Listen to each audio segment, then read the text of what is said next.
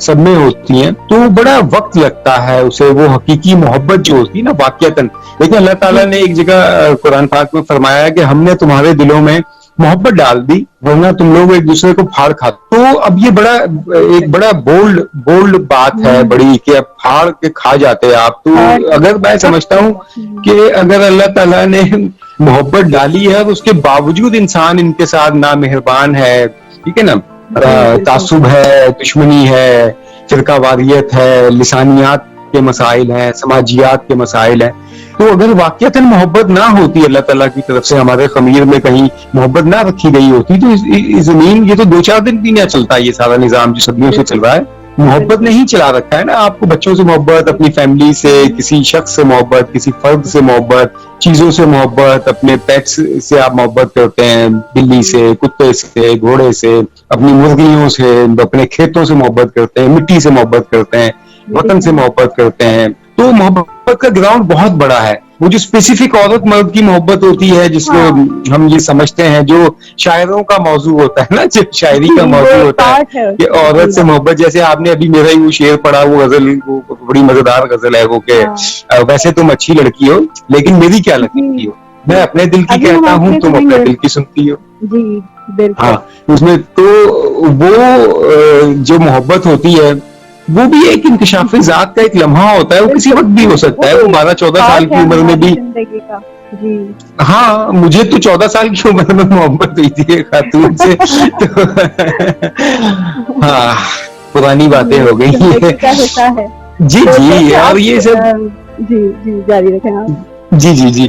तो ये भी जाहिर है कि फेजेस होते हैं ना लाइफ के, बहुत सारे पैचेस होते हैं, आप गुजरते चले जाते हैं, फिर आपको लगता है कि नहीं ऐसा नहीं था, चीजें कुछ और थी। जैसे देवदास का एक डायलॉग मुझे बहुत पसंद है कि वो कहता है कि मुझे पारों को वो चिट्ठी नहीं लिखनी चाहिए। एक वक्त आता है आप सोचते हैं कि नहीं यार, ये काम जो मैं कर चुका हूँ, जिस रास्ते से आप गुजर के आ चुके हैं, तो आपको इस पर नहीं चलना चाहिए था, आपको ये चीज नहीं करनी चाहिए थी, ये बात नहीं कहनी चाहिए थी। लेकिन होता क्या है कि जो क्रिएटिव लोग होते हैं, जो तख्लीकार होते हैं, उनके साथ ये चीजें, इस किस्म की जो गैर मुतवक्को चीजें होती हैं ना, वो इसीलिए होती हैं कि उससे आपके कला में, आपके फन में, उसमें वेरिएशंस पैदा होती हैं। अगर 2 और 2 4 बस आप बड़े हुए, जवान हुए, मोहब्बत हो गई, शादी हो गई, बच्चे पैदा कर लिए, ठीक है, उसके बाद आप बूढ़े हो गए, हज कर लिया, बच्चों की शादियां कर दी, मर गए, खत्म हो गए, तो वो तो एक लगी बंधी सी जिंदगी है। जैसे लोग, बहुत सारे लोग ऐसी जिंदगियां गुजारते हैं। लेकिन जो फनकार होते हैं, मैं ये एक बात, जी बिल्कुल, मैं सोचा करता हूँ कि जो जितने भी बड़े लोग हैं, आप उनकी बायोग्राफीज देख लीजिए, उनकी जिंदगी उठा के देख लें, उनके साथ कहीं ना कुछ गैर मामूलीपन हुआ होता है, कोई ना कोई कुछ ना कुछ ऐसा गैर मामूली वाकया हुआ होता है उनके साथ।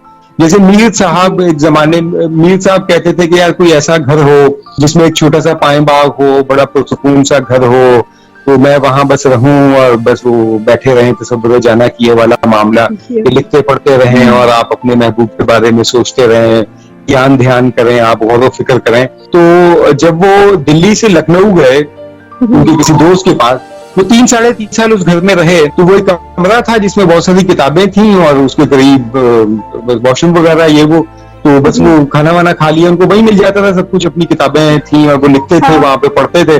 3-3.5 साल उन्होंने उसकी वो पीछे वाली खिड़की खोल के ही नहीं देखा कि वो पीछे वाकयातन एक बाग था। अच्छा, हाँ, वो पाए बाग था उस घर में, लेकिन ना कभी उन्होंने पूछा, ना कभी किसी ने उनको बताया, और उन्होंने वो खिड़की खोली ही नहीं। तो बाज़ हमारी जो ख्वाहिश होती है, जो चीजें होती हैं, वो हमारी जिंदगी में करीब करीब मौजूद होती हैं, लेकिन हम उस ट्रैक पे आते ही नहीं है, हम उस तरफ जाते ही नहीं है, हमने वो खिड़की खोल के ही नहीं देखते। तो ये वाकयात आपके साथ उस तरह से होते हैं। तो उससे क्या होता है कि आपकी क्रिएटिविटी में वेरिएशंस पैदा होती हैं, उसमें तनव्वो आता है, उसमें नई से नई चीजें आती हैं, आपका दिल टूटता है, आप किसी का दिल तोड़ते हैं, कुछ आपके साथ गलत होता है, आप किसी के साथ गलत कर जाते हैं, उससे फिर नया से नयापन पैदा होता है। और फिर जब आप उसको, अच्छा, मैंने तो अपनी हर चीज को, मेरी बीवी ने एक दिन मुझे कहा, हमारी किसी बात पे आई हुई, तो अगले दिन कहानी लिख मार दी। वो कहानी फेसबुक पे कुछ फॉरम्स हैं फिक्शन के, उनकी वो अफसाना मेला चलते रहते हैं, उनकी दिन शिस्तें भी होती है, तो उसमें वो कहानी जब आई हमने अपनी वॉल पे भी शेयर की तो हमारी बेगम ने भी देखी, तो मुझे कहने लगी यार वो ये तो हमारी बात थी, आपने तो कहानी गढ़ दी इस पे। तो मैंने